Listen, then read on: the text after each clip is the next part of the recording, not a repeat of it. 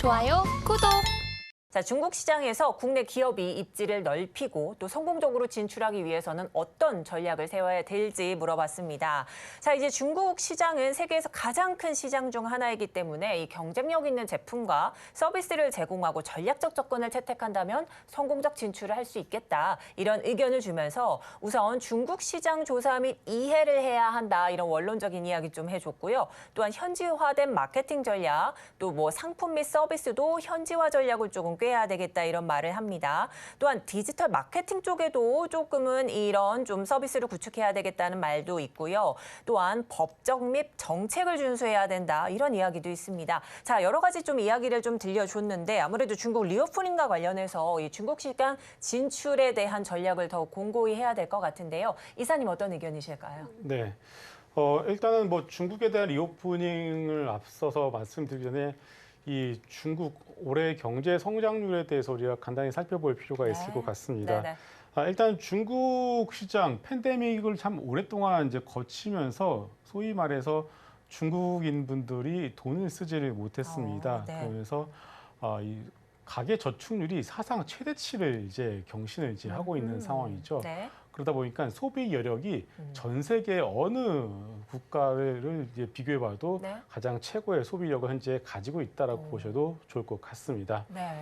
일단 뭐 화면에 그렇죠. 보시게 되면은 왼쪽은 중국의 소매 판매고 오른쪽은 중국의 가계 예금 네. 추이인데요. 가계 예금만 놓고 보셔도 지금 역대 최대치를 보이고 있다는 것을 볼 수가 있고요. 네. 소매 판매 지수 역시도 2022년도 코로나 팬데믹을 거치면서 바닥을 찍고 나서 네. 올해 들어서 가파르게 올라가는 것을 볼 수가 있습니다. 네. 어제 발표된 중국의 이제 GDP 수치만 네. 놓고 보시더라도 4%가 예상치였는데 그것을 넘어서는 4.5%를 발표를 했습니다. 네. 그리고 골드만삭스의 경우에도 일단은 경제 성장률 추이를 중국 정부 공산당은 올해 네. 상당히 좀 보수적으로 잡지 않았겠습니까? 하지만 골드만삭스의 경우에는 상당히 좀 적극적으로 한 5% 이상의 경제 성장률을 현재 잡고 있다라고 좀 봐야 될 것 같습니다. 그래서 네. 일단 뭐 전 세계적으로 지금 뭐 얼마 전 연준에서도 네. 회의록을 보시게 되면은 마이드한 경기 침체를 얘기를 하고 있지 않겠습니까? 네네. 우리나라도 경기 둔화에 대한 얘기들이 아직까지가 나오고 있는 상황인데 네.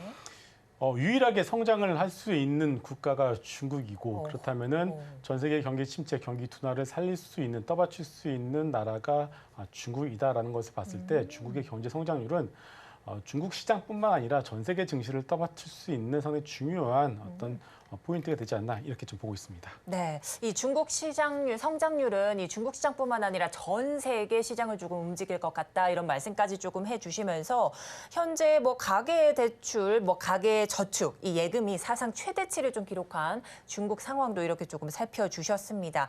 이 중국발 좀 훈풍해요. 또한 이 섹터들도 움직임을 보였는데 이 화장품, 철강주 등 다양한 섹터들이 조금 반응을 하고 있습니다. 이 중국 리오프닝 영향 때문으로 풀이가 되는데 그렇다면 이런 주요 섹터들 움직임부터 살펴주신다면요. 네, 여러 섹터들이 있겠습니다만은 우리가 2014, 15년도를 떠오르게 된다면 화장품을 먼저 얘기를 할 수가 있을 것 같습니다. 화장품 같은 경우에는 2010년도 저점 대비해서 거의 더블 이상 올라온 상황이고요. 네네. 그리고 카지노도 마찬가지고 면세점의 경우에도 일단 뭐 그 속도 자체가 그렇게 빠르지는 않습니다만 일단 바닥을 찍었다라고 봐도 무방할 것 같습니다. 그리고 이제 철강주들의 경우에도 뭐 철강주뿐만이 아니라 전반적인 어떤 굴삭기도 그렇고요. 그리고 시클리컬 업체를 다 아울러서 말씀을 드리게 되면은 이런 것들도 결국 바닥을 잡고서 돌아서는 모습들이 하나둘씩 확인이 되어 가고 있다라고 좀 봐야 될 것 같습니다. 그래서 우리가 이 안에서 어떤 섹터를 그래도 좀 주된 어떤 소비 섹터 혹은 시클리컬에서 어떤 섹터를 주된 어떤 주도 섹터로 봐야 될지는 또 이제 추가적으로 얘기를 하면서 살펴보도록 하겠습니다. 네, 그렇습니다. 자, 이제 대표적으로 뭐 화장품 관련주들이 원래 중국 리오프닝 관련주 이슈가 나올 때마다 가장 큰 조금 움직임을 보였고요. 또한 이사님께서 살펴주신 것처럼 카지노 관련주들도 조금 움직임을 보이고 있는 상황입니다. 자, 그렇다면 조금 더 좀 좁혀서 좀 살펴보겠습니다. 화장품주는요, 최근 중국 자국 브랜드 공세 입지가 조금 좁아지는 듯합니다. 지난 광군제에서도 K-뷰티 이렇게 좀 폭발적인 성과는 조금 없었었는데 주셨는데 이 결과로 LG 생활건강 또 아모레퍼시픽은 럭셔리 브랜드 이미지를 좀 구축하겠다 이런 선포까지를 했죠. 자, 근데 중국 내 자국 브랜드 선호 현상 때문에 이 K뷰티 판도가 좀 변하고 있는데 이 시점 어떤 화장품주에 좀 관심을 가져야 될까요? 네. 일단 뭐 중국 내에서 이제는 더 이상 LG 생활건강 그리고 아모레퍼시픽의 입지가 말씀하신 것처럼 그렇게 높지는 않은 것 같습니다. 중국 자국 브랜드의 화장품의 어떤 그런 품질력과 브랜드력이 상당히 많이 올라와 있는 상황이고요. 그렇죠. 네. 그리고 중국 분들의 눈높이도 많이 올라와 있기 때문에 이제는 더 이상 우리나라 화장품을 좀 럭셔리 브랜드로 이제 취급하지는 않고 있고요. 뭐 그 이상의 어떤 뭐 에스테로더나 시쉐이도나 이런 네. 어떻게 여러분들 잘 아시는 그런 럭셔리 브랜드들을 더 선호하시지 우리나라의 어떤 제품들 뭐 과거에는 이 후를 사기 위해서 네. 일생 건강의 후를 사기 위해서 줄을 정말 많이 섰는데 더 그쵸. 이상 이제 그런 모습을 찾기는 쉽지는 않을 것 같습니다. 네. 하지만 이제 색조의 경우는 조금 달라지는 것 같습니다. 팬데믹을 거치면서 이 K 콘텐츠, 이 K 어떤 뭐 드라마 이런 것들이 워낙에 또 가파르게 확산이 되다 보니까 네네. 이 유튜브를 보시게 되면은 해외 유튜버 분들 그리고 해외 분들이 우리나라 여성분들을 보실 때 두 가지를 본다라고 합니다. 첫 번째는 화장법을 어떻게 하는지를 오. 상당히 좀 관심 있게 보시고 두 번째는 성형 여부에 대해서 그렇게 많은 관심을 가지신다고 네. 하더라고요. 그렇기 때문에 이제 우리나라를 방문하시는 관광객분들을 보시게 되면 성형 웹을 통해서 성형외과를 예약하시는 분들이 상당히 좀 많이 폭증하는 어떤 그런 모습들을 보여주고 있고 네네. 그렇기 때문에 최근에 미용 의료기기 관련주들의 주가 역시 또 오늘도 뭐 다시 한번 윈텍, 비료 같은 종목들이 다시 한번 52 신고가를 그러네요. 기록하는 모습을 여러분들이 확인할 수 있지 않겠습니까? 네. 그리고 이제 이 화장법 같은 경우에는 이제 색조를 저는 말씀을 드리고 싶습니다. 네네. 결국 화장법에 대한 것은 그 기초가 아니라 이제 색조에 대한 그렇죠. 부분들 아니겠습니까? 네네. 그래서 CNC 인터내셔널 그리고 IPM SC 같은 종목들이 음흠. 다른 어떤 기초 제품들보다는 주가 측면을 놓고 봤을 때 상당히 좀 좋은 맞아요. 흐름들을 보여주고 있다 이렇게 좀 봐야 될 것 같습니다. 그래서 네. 일단 기초보다는 그리고 대형주들 뭐 LG 생활건강 그리고 뭐 아모레퍼시픽 이런 종목들보다는 조금 작지만 뭐 클리오 같은 그런 색조 화장품 위주로 여러분들 보실 필요가 있지 않나 이렇게 생각을 하고 있고요. 네. 그리고 좀 더 큰 종목이지만 전 CJ에 대해서도 한번 말씀을 드리고 CJ, 싶습니다. 네. 물론 CJ는 지주사입니다. 그리고 네. 실적의 대부분은 CJ 제1제당에서 가지고 온 것 사실인데요. 그렇죠. 명동 CJ 올리브영 한번 여러분들 가보시면 좋을 것 같습니다. 명동 가보시면 네. 미샤도 있고요. 네네. 그리고 CJ 올리브영도 있는데 네. 매출이 팬데믹 전과 비교해서 거의 뭐 엄청나게 증가하는 것을 볼 수가 있습니다. 네. 그렇다면 우리가 단순히 이제 화장품만 살 수는 있겠지만은 화장품만 놓고 봤을 때 어떤 주식, 어떤 종목을 살지 상당히 좀 애매한 부분들이 있는데 맞아요. 우리가 만약 CJ 그리고 네. CJ를 산다고 한다면은 네. CJ 올리브영의 입점에 있는 모든 화장품에 대해서 하나의 ETF 역할을 할 수 있다 이렇게 좀 이해할 수가 네네. 있습니다. 그래서 CJ 올리브영 같은 경우는 이 면세점과 다르게 뭐 따이공해 주는 수수료도 없고요. 매출 이런 것들이 전부 다 영업이익으로 잡히고 있는 만큼 어떤 순수한 어떤 뭐랄까요 화장품 어떤 그리고 중국 소비주 측면을 놓고 봤을 때 CJ가 새롭게 어떤 부각되는 중국 소비주의 어떤 측면에서 어떤 뭐 종목으로 좀 봐야지 않나 이렇게 생각하고 있습니다. 또 하나가 K 컨텐츠의 또 측면에서 본다면 K푸드도 우리가 말씀을 좀 드릴 수 있을 그렇죠. 것 같아요. 네네. 또 K푸드의 또 선봉 아니면은 또 CJ 제일당 아니겠습니까? 맞습니다. 이것을 또 가지고 있기 네. 때문에 CJ도 여러분들 한번 소비주의 관점에서 한번 보셔도 좋을 것 같습니다. 네, 맞습니다. 저희들도 이 여성분들이라면 다 공감을 하실 것 같은데 유튜브를 통해서 이제 화장법을 조금 익힌 다음에 그 유튜버가 직접 쓴 제품들을 조금 사고 싶다라는 이런 생각도 들긴 하거든요. 그래서 이제 중국 소비자들도 이 K뷰티 이 강세 속에서 이 색조 제품에 좀 관심을 조금 많이 갖는 것 같습니다. 또한 이렇게 말씀해 주신 게 CJ 올리브영 말씀해 주시면서 일종의 ETF와 같은 전략을 조금 깨보라 이런 말씀까지 덧붙여 주셨고 또 K푸드 선봉에는 아무래도 또 계열사인 CJ 제일제당도 있기 때문에 이 CJ 관련한 이 종목들 좀 눈여겨보시라는 말씀까지 해주셨습니다. 자, 그렇다면요. 이 색조 화장품 관련해서 뭐 아이 패밀리 SC, CNC 인터내셔널, 클리오 이렇게 조금 살펴주셨는데 이 중에서도 특히 좀 상승폭이 좀 클 것으로 예상되는 종목은 어디에 있을까요? 뭐 거의 다 비슷하다라고 봐야 될 것 같고요. 뭐 일단 아이패밀리 SC를 일단은 먼저 탑픽으로 먼저 말씀을 드리고요. 네네. 차선으로는 CNC 인터넷을 보셔도 좋을 것 같습니다. 네, 그렇습니다. 뭐 아이패밀리 SC, CNC 인터내셔널까지 이렇게 좀 폭넓게 여러분들 좀 지켜보시라는 말씀해 주셨는데요. 자, 이제 오늘 장 중국 리오프닝의 이제 화장품주뿐만 아니라 철강주까지 화색을 조금 보이고 있습니다. 다만 이 중국 부동산 시장 회복 여부가 좀 변수로 작용할 수 있겠다라는 이런 풀이도 있는데 앞으로 이 철강주들 전망은 좀 어떻게 보시나요? 네. 철강주들이 최근에 좀 여러 가지 노이즈들이 있습니다. 네. 오늘 같은 경우는 EU 의회에서 탄소 국경세를 통과를 하면서 좀 노이즈가 있었고요. 그리고 뭐 우리나라가 너무 전기료가 싸다 보니까 이런 것들이 실질적인 보조금이다라는 얘기들도 나왔습니다. 그러면서 간밤 뭐 알코 같은 미국 주식이 좀 올라가는 그런 모습도 볼 수가 있었는데요. 하지만 그런 것들은 좀 부차적인 문제라고 좀 보고 있고요. 또 원론적인 어떤 펀더멘탈적인 부분으로 봤을 때 올 한 해 지금 최근에 보시게 되면은 굴삭기 업체들의 주가가 상당히 좋지 않겠습니까? 네. 미국도 마찬가지고요. 결국 작년부터 이어지고 있었던 투자 아이디어 중에 하나가 뭐냐면은 올해 이제 경3대 경제 주체, 민간 그리고 정부, 기업 중에서 돈을 소위 펑펑 쓸 수 있는 주체가 어디가 될 것이냐 놓고 본다면 정부밖에 없다라는 얘기들을 많이 했었습니다. 네네. 그렇다면 정부가 어떻게 돈을 쓸 것이냐 결국 인프라 투자거든요. 네. 도로를 깔고 다리를 짓고 이런 그쵸, 인프라 그쵸. 투자를 통해서 돈을 쓸 수밖에 없는데 결국 그렇다면은 철강과 같은 시클리컬 섹터가 수혜가 될 수밖에 없지 않나 이렇게 보고 있습니다.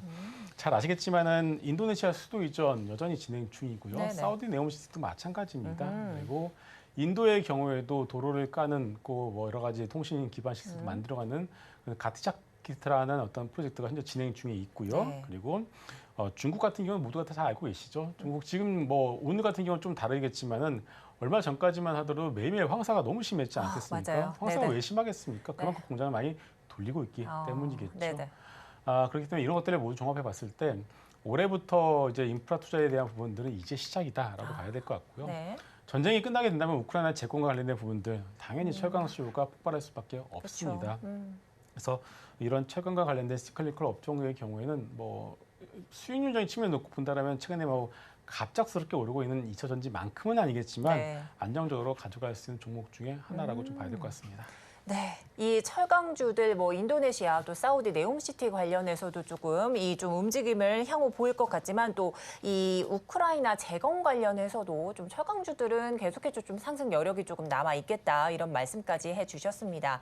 자, 이제 중국 시장 회복 이슈 하면 빼놓을 수 없는 이 섹터가 바로 면세. 카지노, 여행주들인데요. 현재 이 소폭의 상승세를 보이기도 했습니다. 이 세 섹터 중에 그렇다면 특히 관심을 좀 둬야 될 것은 어딜까요? 일단 세 가지 섹터에 대해서 좀 첨언을 드리게 되면은 일단은 항공 같은 경우에는 이 인바운드의 비중이 낮죠. 왜냐면은 들어오시는 분들이 다 자국 비행기를 이용하시는 부분들이 있기 때문에 네. 어떤 인바운드 관광객 수혜라고 좀 보기엔 좀 어려울 것 같고요. 아. 그리고 면세점을 먼저 말씀을 드리면 면세점은 아무래도 이제 따이공에 대한 얘기를 안 할 수가 없습니다. 그렇죠.